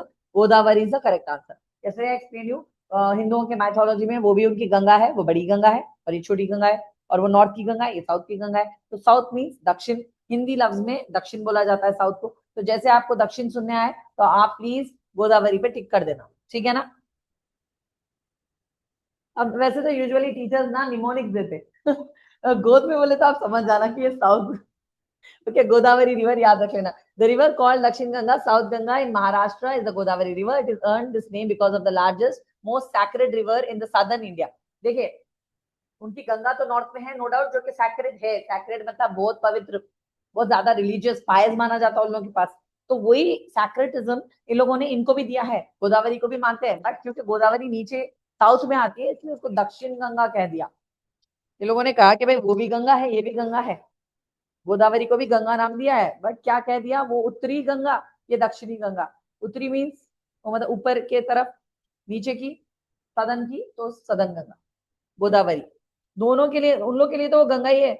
Okay, उनके वास्ते वो गंगा ही है, उनकी पवित्रता वही है. ऊपर की नीचे की, बड़ी छोटी बोल दो या ऊपर नीचे बोल दो, both are sacred for them. Coming to Kaziranga national park is located. अब ये पार्क के बारे में देखिए, काजीरंगा नेशनल पार्क कहाँ पर वाक़ई है. चलिए, वेस्ट बंगाल, आसाम, उड़ीसा, बिहार. तो देखिए ये आसाम में लोकेटेड है. ओके, इसका बहुत ज्यादा फेमस क्या है, देखिए, sanctuary of one of the on rhinoceros. इसके यहाँ पर ये पार्क में सबसे ज्यादा राइनोसेरस पाए जाते हैं एंड मशहूर है वो उसके लिए, और सबसे यूनेस्को का वर्ल्ड हेरिटेज साइट माना जाता है. वेरी सिंपल सिंपल पॉइंट्स में इसमें ऐड करी, ज्यादा नहीं. Which soil is the best for cotton cultivation? Yes, as I have told you, हमारा जो black soil, rigor भी बोला जाता है उसको, that is the most beneficial soil for cultivating cotton. देखिए कपास का जो कल्टीवेशन है उसके लिए regur soil, that is none other than black soil only. तो आप कंफ्यूज नहीं होना प्लीज. द ब्लैक यहाँ पर दे भी दिया है मैंने कि best soil for cotton cultivation is the black soil and even called it as regur soil. Confuse नहीं होना, regur is black, black is, ठीक है ना. कभी ऑप्शन में रिगोर आ जाता है तो मैम तो रिगोर में बोले थे, ऐसा नहीं है. Black and regur both the same, ठीक है. इसकी रिचनेस इतनी है कि देखिए उसके अंदर क्या क्या पाया जा रहा है. लाइम है, आयरन है, मैग्नीशिया है, एल्यूमिना है, एंड ये मॉइस्चर को रिटेन करके रखता है, दैट इज कैप्टिविटी. वो पकड़ के रखता है, वो मॉइस्चर को जाने नहीं देता है, जल्दी ड्राई नहीं होता है, और जो न्यूट्रिएंट्स उसको प्लांट को देना है वो बहुत ही अच्छे तरीके से काम करता है. इसलिए कपास का यहाँ पर कल्टीवेशन पॉसिबल होता है, ठीक है ना. That's the reason you have to remember the black soil is most efficient to make cotton which is available in our area. We the people of Telangana should be proud to have cotton cultivation in excess. हमारे पास ये होता है, बल्कि ये थोड़े बहुत और रीजन में पाया जाता है. You can, that is exceptional. Maharashtra में भी है थोड़ा बहुत, गुजरात, मध्य प्रदेश में भी है, नॉर्दर्न के खाली हमारे पास. Now let's talk about eastern ghat. कल मैंने आपको वेस्टर्न घाट बताया था, now we are talking about the eastern ghat. Eastern ghat का मिजाज कैसा होता है, यहाँ पर ये पूछा जा रहा है, ठीक है. How are these eastern Ghat, where are these eastern Ghats नहीं है. वेयर आर भी पूछे तो हम बोलेंगे कि भाई ओडिशा से शुरू होगा तो सीधा जाके चेन्नई के तट में खत्म होगा, ठीक है. बट ईस्टर्न साइड, कल हमने जो पढ़ा था वेस्टर्न घाट से जो गुजरात से लेके केरला तक के टच पे थे, टिप पे थे. बट ये जो है ईस्टर्न है, तो ईस्टर्न हमारा स्टार्ट होगा ओडिशा के स्टार्टिंग पे, वहां से. बट ये कैसा है, वेस्टर्न के जैसा सेम नहीं है. वेस्टर्न में पूरा एक बेल्ट शुरू तो लास्ट तक एक बेल्ट के जैसा अच्छा थिक बेल्ट जाएगा, बट इसमें ऐसा नहीं है. इसमें ये टोटली डिस्टर्ब है, ये ब्रोकन है, ये कंटिन्यूस नहीं है, डिसकंटिन्यूड टाइप में ये आता है. तो उसके बारे में पूछा जा रहा है इसमें. ओके, लोकेशन तो ईस्टर्न है, सबको मालूम है. कोस्टल रीजन की ये हमेशा पैरेलल है. देखिए वेस्टर्न घाट्स हो तो भी वेस्टर्न कोस्टल रीजन से पैरेलल होगा, ईस्टर्न घाट्स भी हो तो ईस्टर्न कोस्टल लाइन से पैरेलल होगा, ये तो नेचुरल है. But parallel in the sense एक पूरा फॉर्म बेल्ट नहीं जा रहा है ईस्टर्न में. वेस्टर्न में जा रहा है, ईस्टर्न में नहीं जा रहा है. ईस्टर्न में कैसा है बताइए, ब्रोकन एंड डिसकंटिन्यूअस जा रहा है, ठीक है ना. थोड़ा है, फिर थोड़ा रुक कर है, फिर थोड़ा आगे है तो थोड़ा रुकी हुई जमीन है थोड़ी प्लेट, फिर आगे है तो फिर है. तो इस तरीके से ये घाट से. ओके, तो ईस्टर्न याद रखना पूरा एक बेल्ट टाइप में नहीं रहेगा, ब्रोकन एंड डिसकंटिन्यूड फॉर्म में रहेगा, याद रहेगा ना प्लीज एवरीवन.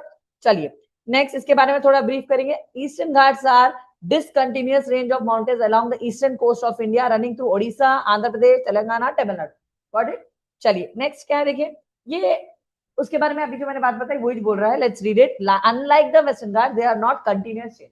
ये बेल्ट के जैसा नहीं जा रहे, टूटे फूटे आगे पीछे थोड़ा गैपिंग है, और उसकी वजह से वहां पर थोड़ा लेस स्टीप है, जरा कम, मतलब ज्यादा बारीक और शार्प नहीं है, थोड़ा लेस स्टीप है. ओके, स्टीप मतलब उसकी बारीक, उसकी जो बारीक बना रहता है ना, शार्पनेस वो कम है. Which river does not form a delta? अब देखिए मैंने कल आपको बताया था वर्ल्ड लार्जेस्ट डेल्टा हमारे पास ही है, जो कि हमारे ब्रह्मपुत्र और गंगा के मिश्रण पर होता है, उसके ट्रिब्यूटरीज ऐसा स्प्रेड होकर स्पेक्ट्रम के जैसा फिर बे ऑफ बंगाल में बह जाते हैं। कमिंग टू दिस पॉइंट के किन महानदियों के बारे में, सॉरी किन नदियों के बारे में बता रहे जो डेल्टा में इन्वॉल्व नहीं होते, उनके इनमें से बोलिए कौन सा, तो वो है नर्मदा। मैम नर्मदा का लोकेशन कहाँ है? ऑब्वियसली ईस्टर्न साइड में नहीं है, that is why it is out of this. Okay, let's check why is this river not in delta, because a river that does not form a delta is the Narmada river because of the location. Unlike rivers that flow easternwards towards the Bay of Bengal and deposit sediment to form deltas, the Narmada flows westward. देखिए obviously जब वो delta के side पे है ही नहीं तो वो join क्यों करेगी डेल्टा, है ना? तो ये वेस्टर्न साइड पे है, तो वेस्टर्न साइड है तो उसको डेल्टा में तो उसका इन्वॉल्वमेंट कुछ है ही नहीं। तो please remember Narmada will be toward the west side, okay, not toward the east side. East side के जो सारी नदियां हैं वो तो डेल्टा में शुमार हो रहे हैं ना, क्या उसमें ज्वाइन हो रहे हैं, बट ये वाली नहीं होगी because it flows west side to the Arabian Sea and has a straight narrow mouth. Straight away वो Arabian Sea में जाके गिरेगी, ठीक है ना? And it does not create a delta. Delta किसको बोलते हैं बच्चों? डेल्टा किसको बोलते हैं? जो आ रही है स्ट्रेट बट जाने के बाद किसी तरीके से ये ऐसा स्पेक्ट्रम बनाकर बह रही। आप समझ में आ रहा? नदी आ रही है प्रॉपरली एक एक लय में आ रही है, एक कोर्स में आ रही है, सडनली आकर वो मर्ज होकर स्प्लिट होकर गिर रही है, उसी को डेल्टा बोला जाता है। Please try to understand what I am telling. But हमारी जो नर्मदा है वो ना ही वो स्प्लिट होगी ना ही वो डेल्टा क्रिएट करेगी, it will straight away go into Arabian sea and fall over there. Okay, ये बात याद रखिए। Narmada, Narmada is westward sea river. Sorry, the capital of Nagaland, please everybody knows it but still will revise. The capital of Nagaland is none other than Kohima.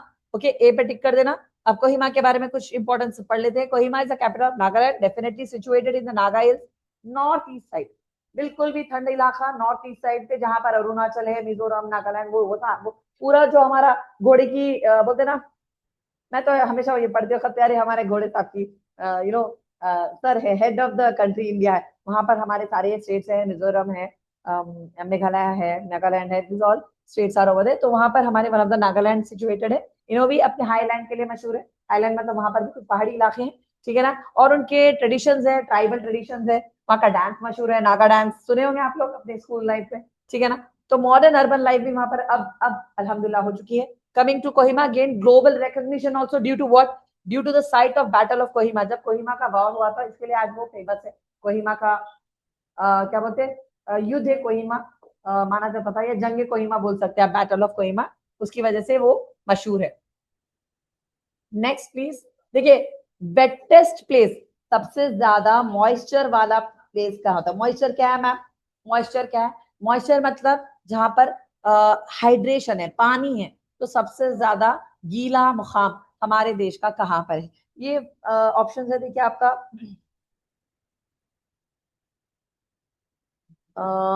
Bharat का सबसे ज्यादा गीला बोले तो बारिश होना, सबसे ज्यादा रेनफॉल, हाईएस्ट रेनफॉल उधर वहां पर होती है।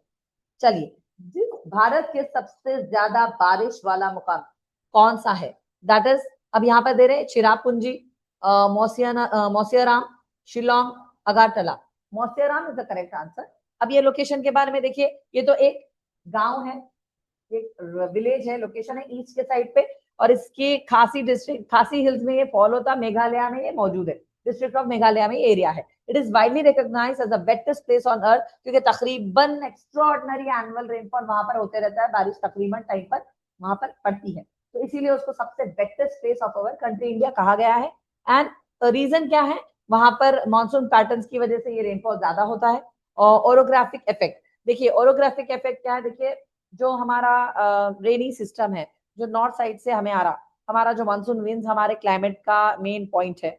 Okay, not only we, other countries also, other states also, but अब जो उस एरिया में है वहां का जो क्लाइमेटिक एटमोस्फियर है वो ज्यादा से ज्यादा रेनफॉल के लिए सूटेबल है। क्योंकि अब देखिए रेनफॉल होता क्या है, the more there evaporation, the more the condensation, as well as vice versa, water cycle वहां पर कुछ ज्यादा ही स्पीडली वहां पर अकर होती है, जिसकी वजह से उसी को ओरोग्राफिक इफेक्ट बोला जाता है। क्योंकि ज्यादा over time cycling, water cycle का ज्यादा होना वहां पर, उसकी वजह से ये रीजन से ये वहां पर रेनफॉल ज्यादा होता है, extraordinary rainfall. River Yamuna originates from, originates का मतलब देखिए भाई शुरू कहाँ से होता है, ठीक है, वर्ड का आपको याद रखना है कि उसका आगाज कहाँ से हो रहा है, आगाज की बात हो रही है यहाँ पर, ठीक है ना। आप लोग को थोड़ा मैं उर्दू में भी इसलिए समझा रही हूँ ताकि आप लोग जरा अच्छे से समझना, ठीक है ना। यानी नॉर्मल उर्दू में बोलूं कि कहाँ से निकलती है ये रिवर कहाँ से निकलती है आपके देश में? तो पहला ऑप्शन है गंगोत्री, यमुनोत्री, केदारनाथ एंड बद्रीनाथ। तो उसके नाम से आपको याद रखना है, Yamunotri is the correct option. नाम ही पढ़ लीजिए, आपको आइडिया आ जाएगा कि यमुनोत्री से निकली। बट ये लोकेशन कहाँ है भाई? ये उत्तराखंड इंडिया में है, हिमालयास, गढ़वाल हिमालयास, मतलब वो एरिया में। देखिए हिमालयास को आप बहुत ज्यादा एरिया है हिमालयास बोले तो आपको एग्जैक्ट लोकेशन भी पढ़ना पड़ेगा। हिमालयास बोल तो हिमाद्री भी, हिमाचल भी है, शिवालिक भी है, वैसे तो बहुत ज्यादा एरिया उसमें ऑक्यूपाई हो रहा। हम हर चीज को हिमालय बोल के छूट नहीं जा सकते, एग्जैक्ट लोकेशन भी आपको याद रहना चाहिए। तो उत्तराखंड का जो हिमालय एरिया है उसके जगह से ये आ रही है, ठीक है ना, यमुना आ रही है। Next what is that? ये खास तौर पे क्या सोर्स है? Recognize the source of Yamuna river, revered as one Hinduism most sacred origin. अब ये खाली गंगा को नहीं, यमुना को भी मानते हैं, बल्कि सरस्वती को भी मानते हैं। अभी सरस्वती सूखे पड़े हुए हैं बट ओके ना। तो बट इनके लिए गंगा, यमुना, सरस्वती, इनके बहुत सारे देवियों के नाम से उन लोग का वो बोलते हैं ना, पर्सोनिफाइड करके रखे हुए वो लोग। तो उन लोग की बहुत ज्यादा इसमें आस्था है, तो we should not be like that. उनकी आस्था है उसके अंदर, तो we should respect it. Anchors spiritual and ecological landscape of Yamunotri Dham pilgrimage. यहाँ पर उन लोग के बहुत सारे आई मीन टेम्पल्स है, थोड़े बहुत रिचुअल्स करने के लिए वो लोग वहां पे जाते हैं। रिचुअल्स क्या है मैम? जो रस्में रिवाजें होती है, जैसे हमारे पास भी कुछ रस्में हैं हम निभाते ना, कि पिलग्रिमेज है, हम जाते हैं, हम हज करते हैं, सिमिलर उनके भी कुछ वहां पर लैंडमार्क्स है जिन पर वो जाके अपने कुछ रिचुअल्स अदा करते हैं। तो they are very sacred regions over there. Okay, Uttarakhand में जाकर उन लोग के दर्शन बोलो, like that kind of thing they will do it over there. Which state is the largest producer of wheat?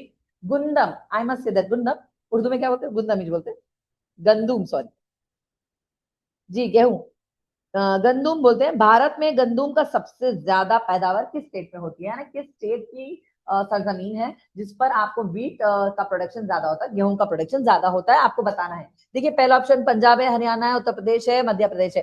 तो आप उसको ऑप्शन में उत्तर प्रदेश पे टिक करिए। उत्तर प्रदेश में आप एक चीज उसको याद रखने, अगेन निमोनिक, जितने ज्यादा लोग रहेंगे खाने वाले उतने ज्यादा आटा रहेगा भाई। और वो लोग का तो मशहूर है खाने में रोटियों का, तो नॉर्थ के साइड बिना रोटी के तो जीवन ही नहीं है उन लोग का। तो इतना याद रख लो, ऊपर के लोग बहुत रोटी खाते, नीचे के लोग बहुत चावल खाते। तो जब ऊपर की बात आएगी तो ऊपर वाले लीड करने वाले हैं, अपने से तो नहीं होता उतना रोटी खाना, ठीक है। तो रोटी याद रखो, गेहूं याद रहेगा, गेहूं ऊपर ही ज्यादा खाई जाएंगी, याद रख लेना। और जितना ज्यादा पॉपुलेशन उतने ज्यादा गेहूं, ये बात को याद रखिए, निमोनिक याद रहेगा आपको। Largest producer of wheat will be none other than Uttar प्रदेश।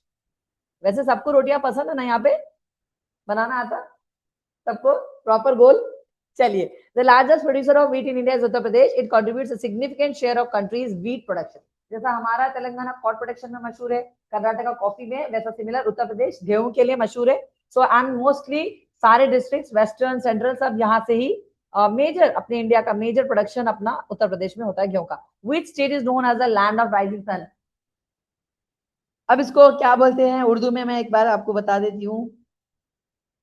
चढ़ते सूरज, उगते सूरज का सरजमीन, उगते सूरज की सरजमीन कौन सी होती है? उगते सूरज, the first state to get the sunlight in the morning.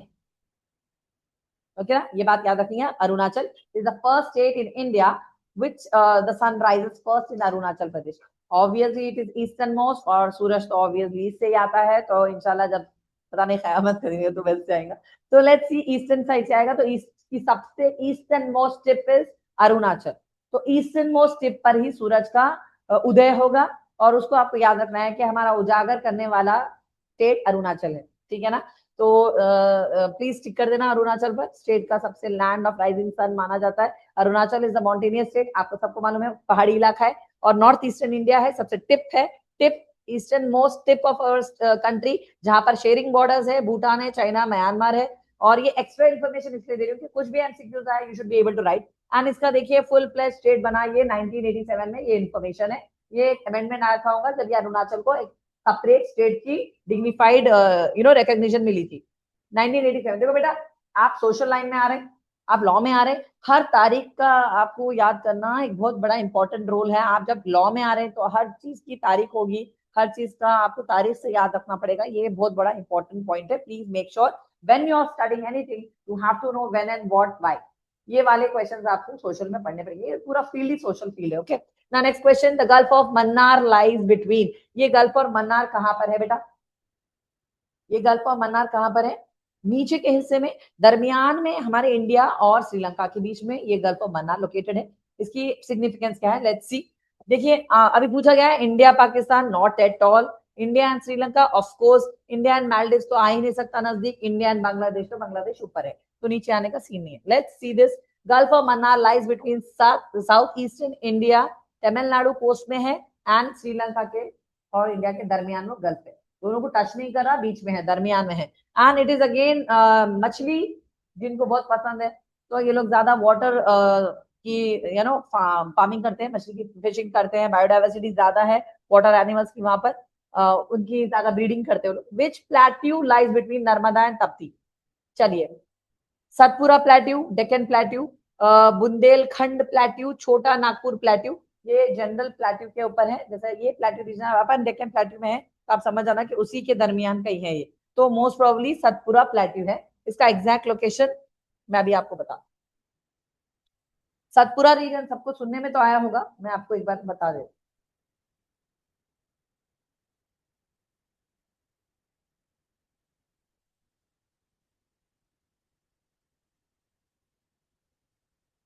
माल सतपुरा को ही मालवा भी बोला जाता बोलकर बता रहे हैं यहाँ पर, ठीक है ना। The other name for that is Malwa plate. Don't get confuse. अब ये ऑप्शन में नहीं दिए, बट यहाँ पर ये सतपुरा को दूसरा नाम मालवा प्लेट्यू है, ठीक है। इसके बारे में बताया जा रहा है कि देखिए बेटा, ये हमारा बिल्कुल भी मध्य प्रदेश के टच का नहीं, ये लोकेशन है। और ये इसके फेमस क्या है देखो आप, Madhya Pradesh and parts of southern eastern Rajasthan के पास भी है, ठीक है ना। और इसका मेन क्या है, इसको विंध्या रेंज भी बोला जा सकता है, lies near north of Vindhya range. Range मतलब आप समझ जाना माउंटेन की बात हो रही, हाँ, विंध्या रेंज मतलब पहाड़ी बात हो रही, पहाड़ की बात हो रही। यहाँ पर भी ब्लैक सॉइल मौजूद है और ये सारी चीजें कल्टिवेट होती है। रिवर कौन सी बहती है इसके थ्रू? माही, चंबल एंड बेटवा।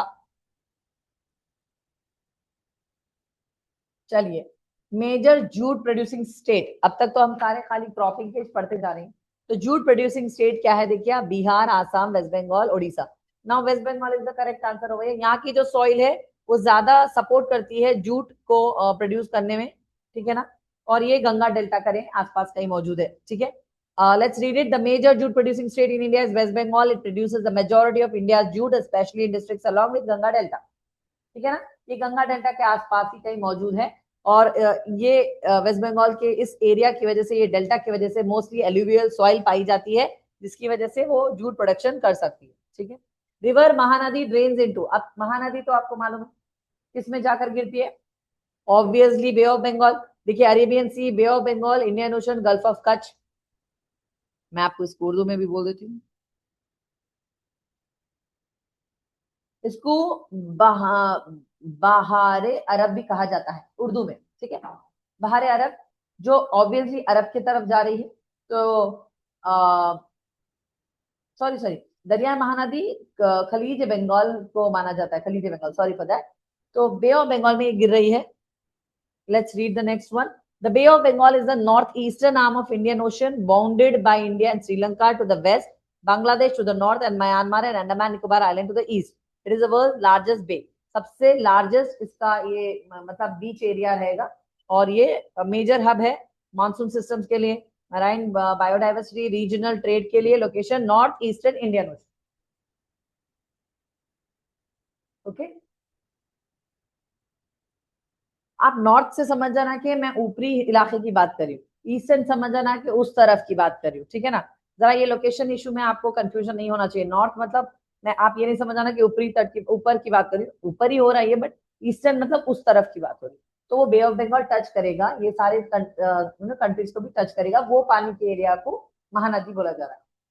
महासागर अलग है, महानदी अलग है, ठीक है। Please don't confuse your mind. जो अब होता ना मैम, आप महासागर ये बोले थे, फिर वो महानदी है, कंफ्यूजन मत करिए। महासागर नीचे के हिस्से में, क्योंकि तीन सागरों का मिलन है। इंडियन ओशन है, इधर से ये अपने अरेबियन सी है, इधर से बे ऑफ बंगाल है, तो वो तीनों आकर तमिलनाडु की टिप पे मिलते हैं, ओके। तो उसकी वजह से उसको महासागर बोला जाता है, मेजर ओशन बोल सकते हैं उसको। बट महानदी अलग चीज है। महानदी यहाँ से आपको ईस्टर्न मोस्ट टॉप साइड पर मिलेगी आपको, जहां से जो गंगा यमुना बह रहे हैं ना, उसी एरिया को ही समझो हम अनदर वर्ड में महानदी बोल रहे हैं, ठीक है ना।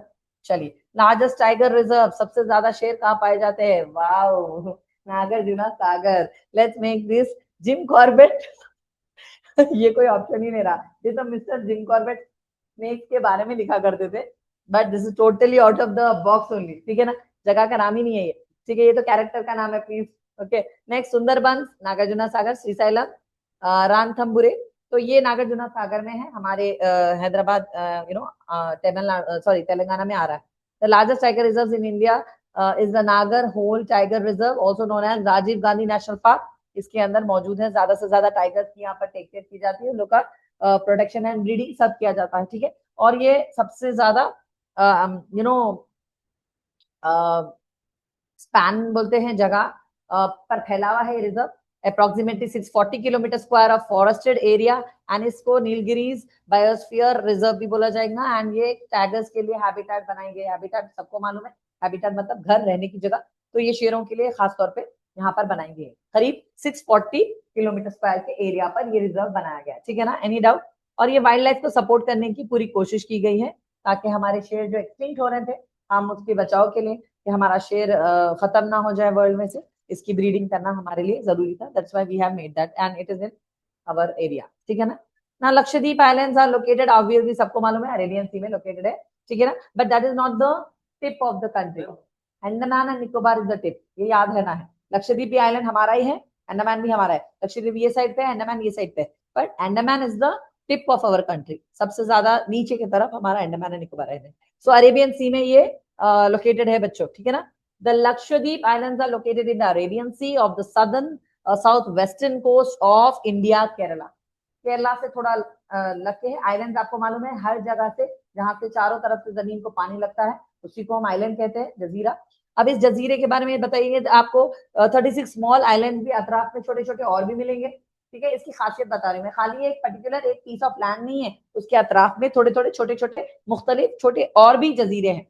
आइलैंड में जजीरा, जिसको चारों तरफ से पानी घेरे, वो जमीन को, वो सरजमीन को कहते हैं आइलैंड, ओके।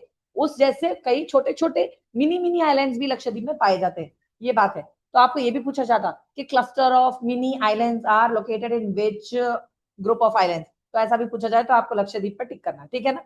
चलिए, हाँ, यहाँ पर बहुत सारी चीजें हैं, देखो आपको कोरल रीफ है, लगून्स है, ट्रॉपिकल मेरीन बायोडाइवर्सिटी है, जितना पानी है वहां पर वाटर बॉडी तो है, तो जानवर भी होंगे वाटर के, obviously natural. Now which river is known as sorrow Bengal, ये तो अभी मैंने आपको ऑलरेडी पढ़ा दिया है कि ये हमारी कोसी रिवर है।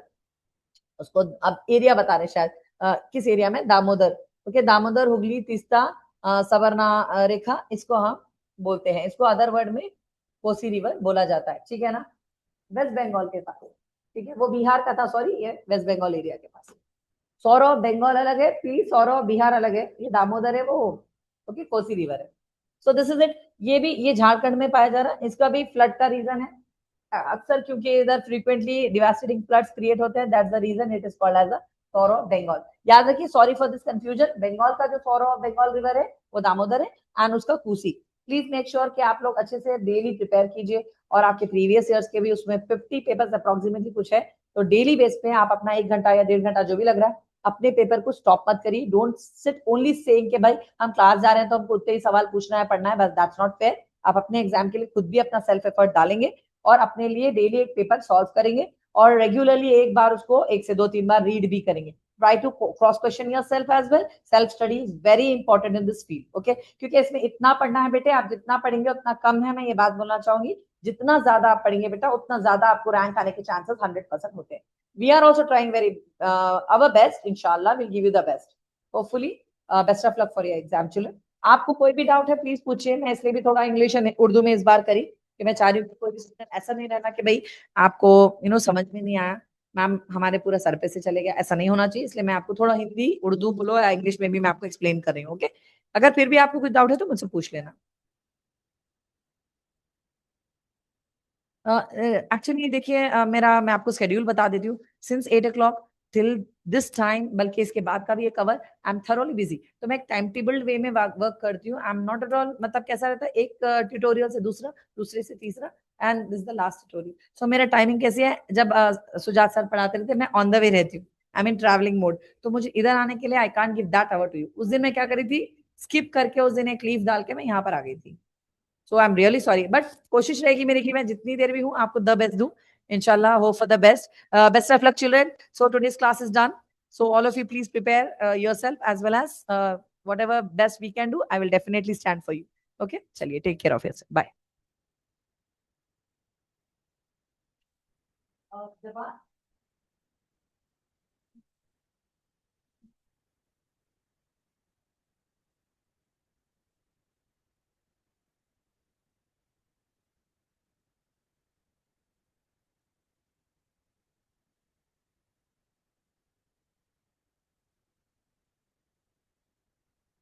आपको नोट बना दें पीडीएफ क्या शेयर करते हैं on the side of the group over there you have to go out and show the balance that will be better take